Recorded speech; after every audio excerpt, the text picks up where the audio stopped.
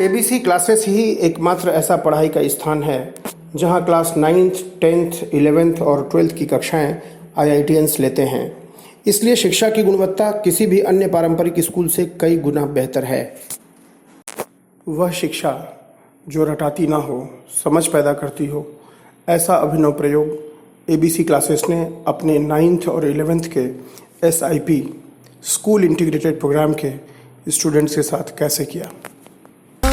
हम जैसे देखे ये जहां है वैसा ही, जैसी नजर अपनी खुल के सोचे आओ, पंख जरा फैलाओ, रंग नए बिखराओ, चलो चलो चलो चलो नए ख्वाब बुन ले।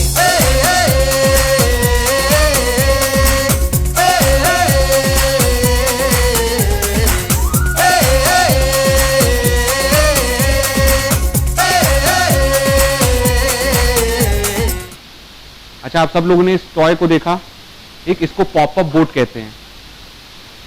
किस तरह से ये काम करता होगा? पॉपअप बोट ये कैसे काम कर रहा है? हम सब लोगों ने व्हीकल चलते हुए देखा है। एक व्हीकल में इंजन लगा हुआ है, वो इंजन इसको चला रहा है, चलाता है कि नहीं? इसको क्या चला रहा है? इंजन कहां से मिला है?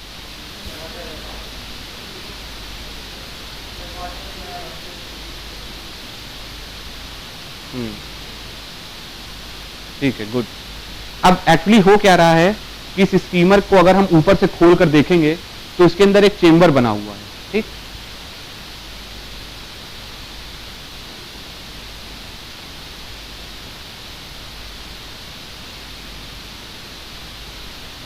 ये देखिए, इसको अगर हम ओपन करते हैं तो हम क्या देख रहे हैं कि इसके अंदर एक चेंबर बना है। ये जो छोटा चेंबर बना है यही बॉयलर के जैसे काम करता है। बॉयलर क्या है? सबने जेम्स वॉट का एक्सपेरिमेंट देखा होगा, जिसमें उन्होंने केतली में पानी रख के उसको गर्म किया था।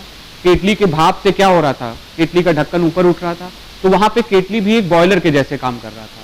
यहां पर भी ये किसके जैसे काम कर रहा है? बॉयलर के जैसे। हम इसको चलाने से पहले इसमें पानी भरते हैं, जो पानी यहां पर जाता है और बॉयलर के चेंबर में स्टोर हो जाता है। जब हम बर्निंग फ्लिक यहां पर रखते हैं जलाकर इसके साथ, तो यही पानी इस बॉयलर में क्या होना शुरू कर देता है? गर्म होना शुरू करता है। फिर गर्म होके वो पानी किस में बदल जाता है? भाप में। ये भाप यहां से निकल जाती है, भाप इससे कहां चली गई? बाहर चली गई। तो अब यहां पे भाप खत्म हो गई, पानी खत्म हो गया। इसको भरने के लिए क्या करता है कि अंदर जलने से जो तुम्हारी लिक्विड है या तुम्हारा पानी है वो जल के स्टीम बन गया, बाहर निकल गया, तो अंदर प्रेशर घट गया। जैसे ही प्रेशर घटा, ये पानी कहां चला गया? इसके अंदर चला गया, जिसने इसको दोबारा फिल कर दिया। और यही प्रोसेस जब तक पानी गर्म होता होगा इसमें लगातार चलता रहेगा। जब स्टीम बाहर निकलेगी, इसको थ्रस्ट मिलेगा, ये कहां चला जाएगा? आगे जाएगा। उतनी देर में इसको और पानी मिल जाएगा, जिससे ये क्या क्रिएट कर सके?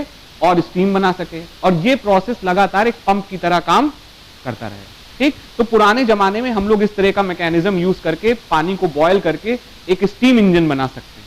मतलब छोटी भाषा में, मतलब भाषा में कहें तो हमको क्या देखने को मिल रहा है? इसमें क्या लगा हुआ है? एक स्टीम इंजन लगा हुआ है, जो इसको लगातार क्या कर रहा है?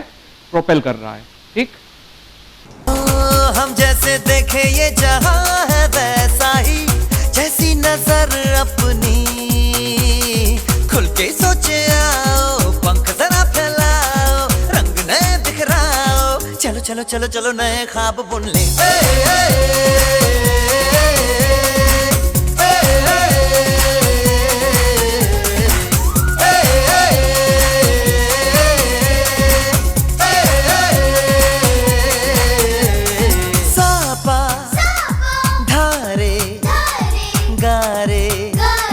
बम बम बम बम बम बम बोले, बम चिक बोले, और मस्ती में डोले, बम बम बोले, मस्ती में डोले, बम बम बोले, मस्ती में तू डोल रे।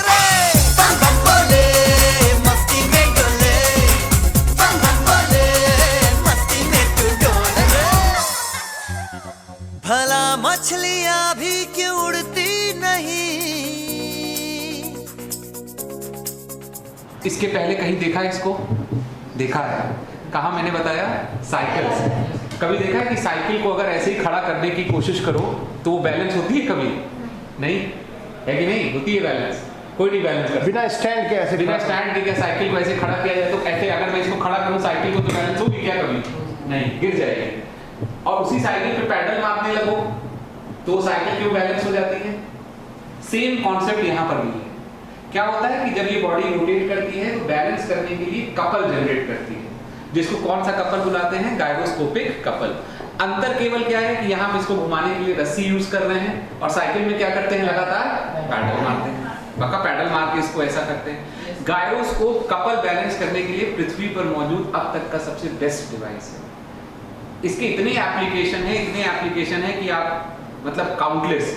हम सूरज के चारों तरफ चलने वाली सैटेलाइट देखते हैं, उसमें गायरोस्कोप लगा है। जैसे हम लोग बात करें रशिया का एक मीर सैटेलाइट है, उसमें करीब 11 गायरोस्कोप लगे हैं जो सन के चारों तरफ उसको बैलेंस करते हैं। हबल टेलीस्कोप का नाम सबने सुना है, दुनिया का सबसे स्ट्रॉन्ग अब तक ब्रह्मांड का सबसे मजबूत टेलीस्कोप, सबसे स्ट्रॉन्ग टेलीस्कोप, जिससे कुछ भी देखा जा सकता है, कई गैलेक्सी दूर तक देखा जा सकता है।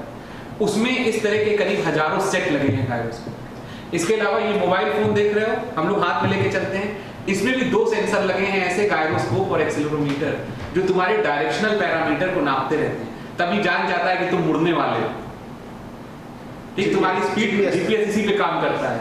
आज हम इतने बड़े गायरोस्कोप से इतना छोटा गायरोस्कोप भी बना चुके हैं। ठीक, वो गायरोस्कोप मेम्स का बना है। मेम्स बहुत छोटे छोटे रोबोटिक फॉर्म में मटेरियल। तो गायरोस्कोप का कॉन्सेप्ट इस तरह से, ये खिलौना बहुत पावरफुल है, राइट। और इसका बेसिक पर्पस क्या है कि ये रोटेट करने पर क्या क्रिएट करता है? कपल, जो इसको गिरने वाले इसको क्या करता है? रोकने लगता है। जब ये रोटेशनल टेंडेंसी इसको क्या करता है? बैलेंस करता है। सेम ऐसे ही सिक्के में भी होता है। सिक्के को सीधा रखो तो वो गिर जाता है, और उसी सिक्के को ऐसे धक्का दे दो, रोल करते हुए आगे जाता है, तो क्या होता है? कपल को बैलेंस करता है, गायरोस्कोपिक कपल। हम और क्या कर सकते हैं? ये 1 एक्सिस का गायरोस्कोप है। कितने एक्सिस का गायरोस्कोप है? 1 एक्सिस का। इसमें एक ही सर्कल रोटेट कर रहा है। कहीं कभी देखना, यूट्यूब पे जाना, गायरोस्कोप आज टाइप करना, तुम देखोगे उसमें ऐसे गायरोस्कोप दिखाएंगे। ये जो बाहर है ना, इसे गिम्बल कहते हैं। इसे क्या कहते हैं? गिम्बल। देखोगे कि उसमें सब गिम्बल भी गोल गोल घूम रहे हैं। ये तो घूम ही रहा है, साथ साथ क्या हो रहा है? गिम्बल भी घूम रहा है।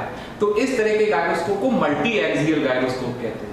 वो एक बार में कई डायरेक्शन में कपल को बैलेंस करने की क्षमता रखते हैं। एक्सिस, डिफरेंट एक्सिस पर तुम्हें बैलेंस करने की क्षमता रखते हैं।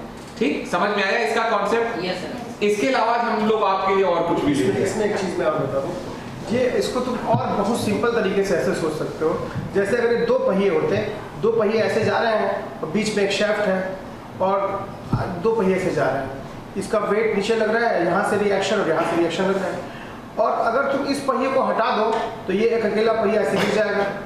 लेकिन आखिर क्या वजह है कि उसको हटाने के बाद भी, अभी हम लोग जब ऐसे किए थे, ये बिल्कुल हॉरिजॉन्टल ऐसे रह सकता है। सोचो, रोटेट कर रहा है। हाँ, ये ऐसे हो गया, ये ऐसे है, ये बिल्कुल ऐसे रह सकता है, बिल्कुल ऐसे।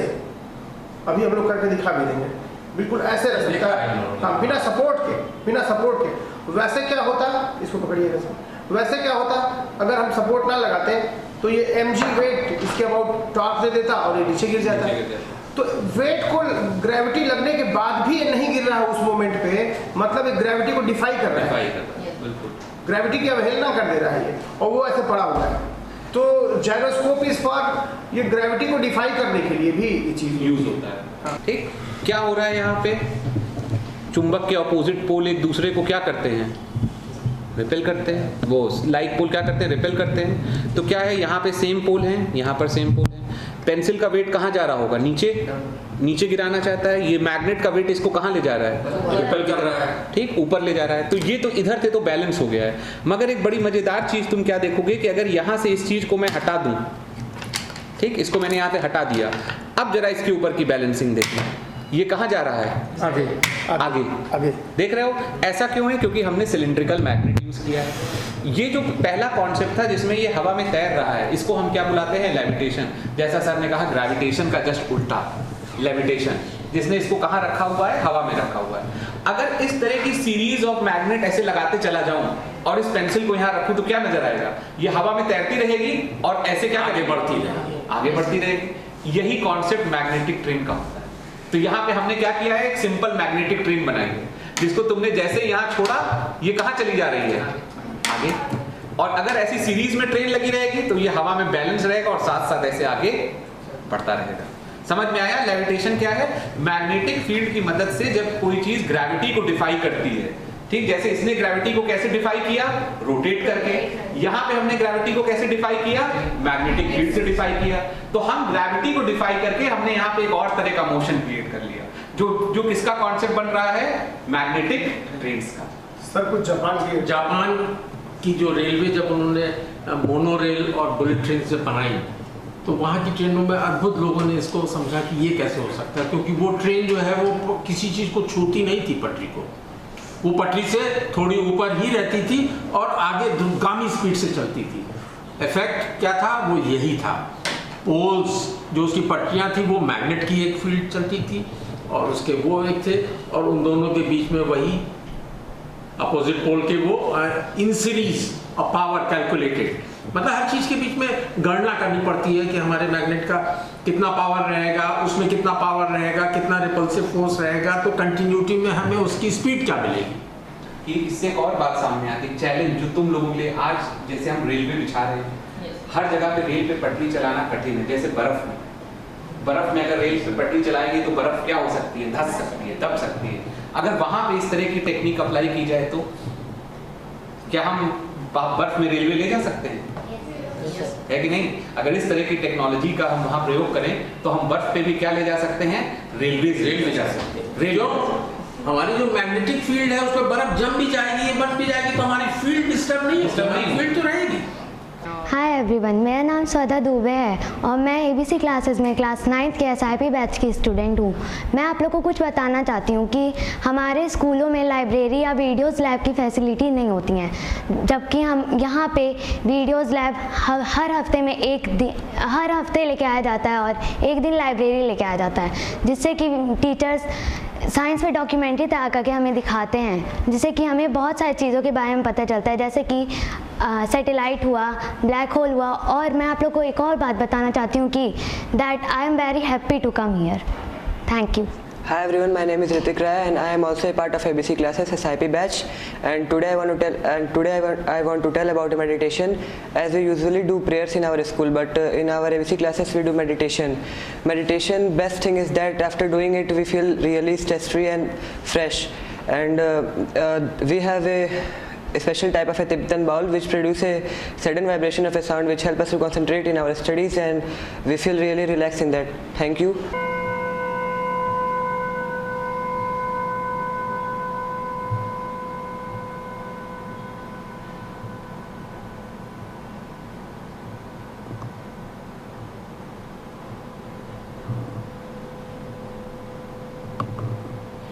धन्यवाद अभिभावकों, आप यहाँ आए और तमाम कक्षा 9 के छात्रों और अभिभावकों से बात करने पे, उनके बैकग्राउंड को देखने के बाद, उनकी सारी समस्याओं का क्वेश्चन जनरेट करने के बाद, हल करने के बाद में एबीसी क्लासेस में हम लोग ने ये पाया कि इसमें क्रांतिकारी बदलाव की ज़रूरत है। तो पहली चीज़ क्या उसमें पाई गई कि हमारी शिक्षा की जो पद्धति है और वो टेक्स्ट बुक ड्रिवन है, तो उस टेक्स्ट बुक ड्रिवन की अपनी उपयोगिता है, उससे इनकार नहीं किया जा सकता, लेकिन विषय के कंसेप्ट को उसके मूल तक पहुंचने में वो टेक्स्ट बुक उतनी हेल्पफुल नहीं हुई है। तो हम लोगों ने जो अपने कोर्सवेयर, हमारे एक्सपर्ट्स ने कोर्सवेयर डिज़ाइन किए जो कि एक इंटरेक्टिव हैं, लॉजिकल हैं, कनेक्टेड हैं, सब्जेक्ट को एक्सप्लेन करके सामने रख देते हैं, जिससे बच्चा उसको अच्छी तरह से कंसेप्ट क्लियर जाता है। मैं पेरेंट्स से और बच्चों से बात करना चाहूँगा, शेयर करना चाहूँगा कि एक बात मुझे बहुत आश्चर्य करती है कि जिस वक्त बंगाल और महाराष्ट्र शिक्षा के चीज़ों से प्रेरित हो रहा था, नए विचारों से प्रेरित हो रहा था, उस वक्त हमारा यूपी और बिहार ये पूरी तरह उससे अछूता पड़ा हुआ था। ये पूर्वांचल जहाँ अभी भी सिखाने के नाम पे सिर्फ स्कूल जाना और आना हो रहा है और बच्चा उसी पुराने परंपरागत ढांचे में पिस रहा है सुबह से शाम तक। तो हमने यहाँ जो सिखाने के तौर तरीके अपनाए हैं, वीडियो सेशन स्टार्ट करके बच्चे को 5 दिन क्लासेस में एक दिन कोई साइंस की डॉक्यूमेंट्री और कोई भी विषय पे जिसमें उसको इंटरेक्ट करने की एक प्रवृत्ति जग सके, और लाइब्रेरी जिसमें 200 बहुत ही अद्भुत किताबें हैं। बच्चा खुद ही स्वतंत्रता से उसमें पुस्तकों का चुनाव करता है और देखता है। और हमने किताबों की जगह वर्कशीट्स का मॉडल बनाया है क्लास 9th में बच्चा है लेकिन वो है 6th 7th 8th में मानसिक रूप से, तो उसके लिए हम प्री रिक्विजिट की चीज़ें ले आए हैं। तो पुरानी शिक्षा की काफ़ी हमने मरम्मत की है, और जो गार्जियंस इस बात को महसूस करते हो कि वो पुरानी व्यवस्था जो अभी चल रही है स्कूलों की, जिसको मॉडल को लेके चल रहे हैं, उसमें भेजना बच्चे को खतरे से खाली नहीं है। वो बिल्कुल यहाँ आए और देखें कि हम लोग शिक्षा में किस तरह से अभिनव प्रयोग कर रहे हैं। हर हफ्ते 1-2 नए खिलौने लेके आते हैं, उस खिलौने के पीछे का विज्ञान क्या है ये समझाते हैं। तो बच्चा बुद्धू नहीं रह जाएगा, सिर्फ किताबी कीड़ा होकर नहीं रह जाएगा, एग्जाम पढ़ा और पास हो गया। वो एक जीवंत व्यक्ति होगा। मैं चाहूँगा ये हम सबकी जिम्मेवारी है। क्लास 9th और 11th का जो स्कूल इंटीग्रेटेड प्रोग्राम हुआ है, हम लोग एफिलिएट कराते हैं अपने स्कूल से। क्लासेस हमारी ABC क्लासेस में चलती हैं। बच्चा जैसे स्कूल जाता है वैसे ही ABC क्लासेस आएगा। तो हम अनुरोध करेंगे उन गार्जियन से, वो आए और देखें कि हम यहाँ कितना सुंदर प्रयोग कर रहे हैं, और बच्चों से मिलें। वो बच्चों से भी एक नई आभा, एक नई प्रतिभा उनमें दिखेगी, एक नई खुशी, उल्लास दिखेगा। धन्यवाद।